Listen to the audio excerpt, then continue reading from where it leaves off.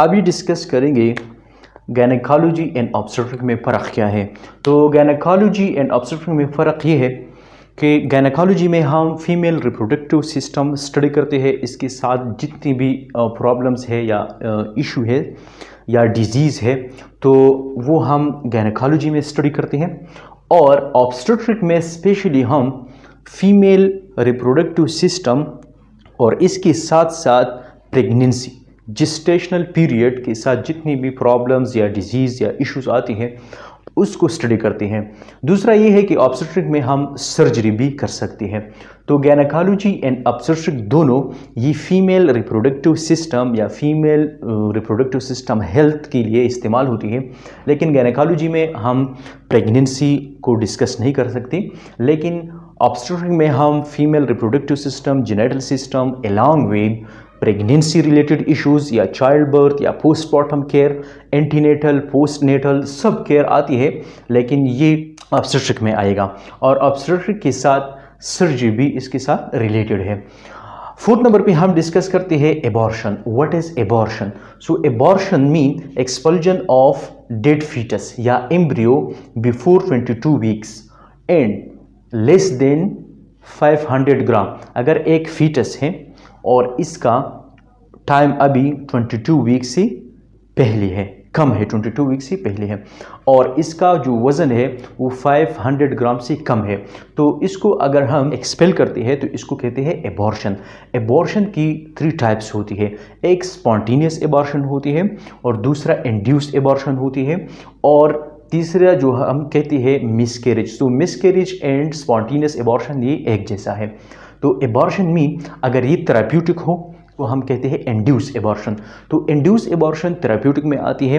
For example अगर एक female है और इसको कोई डिजीज़ लाहक है या हेपेटाइटिस सी है या थैलेसीमिया है या कोई और बीमारी है और ये नेक्स्ट प्रेगनेंसी वो मेंटेन नहीं कर सकती या कोई और प्रॉब्लम है, हार्मोनल है या कॉन्जेनिटल प्रॉब्लम है या जेनेटिक्स प्रॉब्लम है, तो इसको इंड्यूस एबॉर्शन या थेराप्यूटिक एबॉर्शन कह सकते हैं।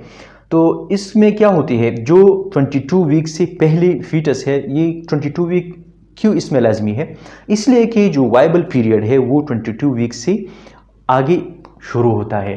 तो इसका मतलब ये है कि independent of female uterus the foetus now can independently foetus can grow या कैन बी मैच्योर्ड। सो इसको वाइबल पीरियड कहते हैं।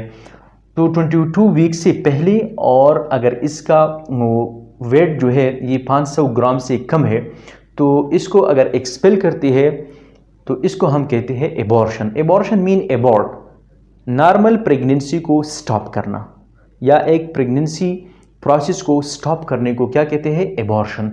जो हम निकालती है फीटस या एम्ब्रियो इसको एबॉर्टस कहते हैं, एबॉर्टस।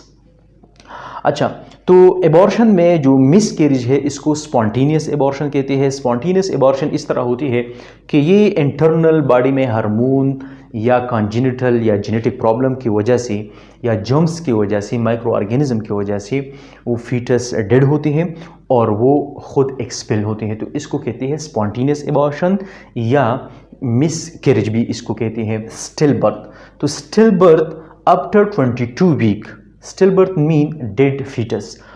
आफ्टर 22 वीक अगर डेड बॉडी का डिलीवरी होता है एनी टाइम तो इसको कहते हैं स्टिल बर्थ, चाहे वो अपने टाइम पे हो जाए, 9 मंथ इसका पूरा हो या ना हो, लेकिन 22 वीक से आगे हो और वो बच्चा पैदा हो और वो डेड हो तो इसको हम कहते हैं स्टिल बर्थ। इसकी भी बहुत सी काजेज होती है।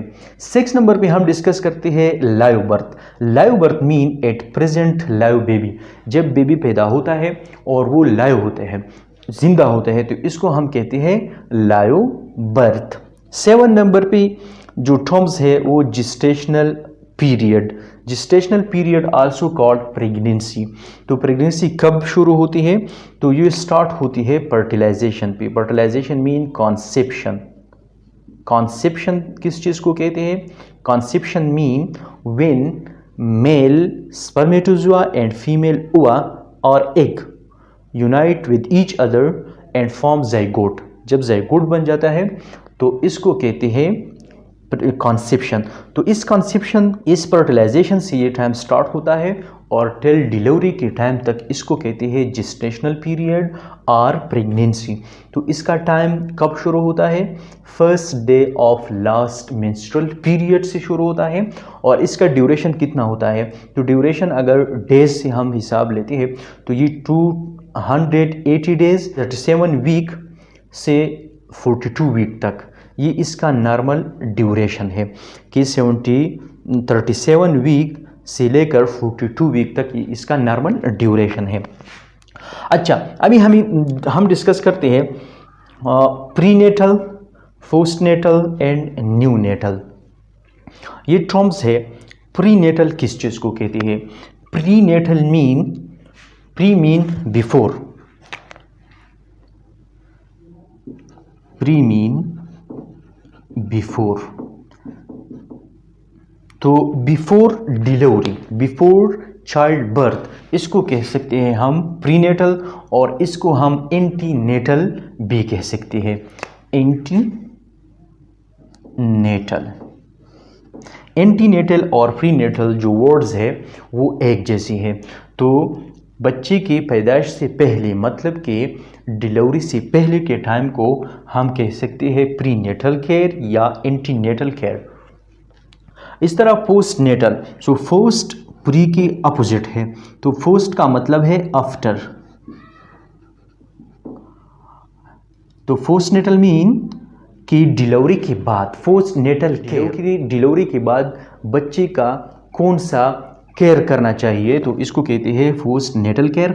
इसका सेम वर्ड्स है पोस्टमार्टम पीरियड, और पोस्टमार्टम पीरियड जो होती है ये 6 वीक तक होता है। इसका थर्ड नेम परपीरियम, आप इसको परपीरियम भी कह सकते हैं कि डिलीवरी के बाद 6 वीक जो है ये परपीरियम है, और इसको पोस्टमार्टम पीरियड या पोस्ट नेटल केयर भी कह सकते हैं। और लास्ट नंबर पे है न्यूनेटल। न्यूनेटल मीन डिलीवरी में क्या होता है? न्यूबॉर्न। तो न्यूबॉर्न को हम क्या कह सकते हैं? न्यूनेटल।